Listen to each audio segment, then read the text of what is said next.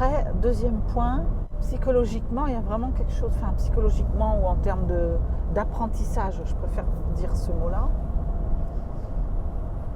il y a quelque chose de... On arrive sur Terre et je crois profondément qu'on est venu avec comme un contrat de vie, travailler quelque chose, décider de... Moi j'aime bien parler de mission de vie parce que la mission c'est celle qui va te permettre de contribuer, d'aller au-delà de qui t'es, au-delà de ton périmètre, des autres. Il y a les autres avec un grand A, il y a le monde en fait.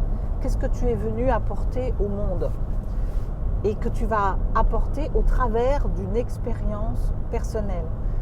On me dit souvent, les gens quand on dit ça, ils pensent toujours que c'est une grosse mission, qu'il faut qu'il soit Mandela, Barack Obama, Rosa Parks, enfin bon, là je vous cite les personnes que j'aime bien, qui m'inspirent, mais ça peut être juste, tu as un mari, des enfants et tu as un devoir de transmission et d'amour à donner, ou toi à te réaliser dans ce que tu fais, dans ton métier, et c'est ok, c'est la mission pour le monde.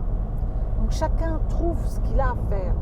Et donc tu arrives et tu es à un moment de ton cycle de vie avec un VIES, parce que je reste persuadée qu'on a plusieurs vies, et on vient avec une mission. Et donc tu arrives et on va t'envoyer les gens dont tu as besoin pour justement déployer cette mission. Donc ça veut dire qu'il y a des gens aussi qui vont venir pour 5 minutes, 1 an, quelques mois, quelques semaines, quelques années, toute la vie, pour une amitié, un amour, un partenariat,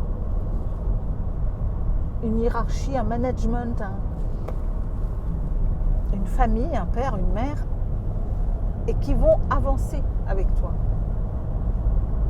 Et puis, parfois, souvent même, en fait, ça va évoluer, les gens vont se séparer.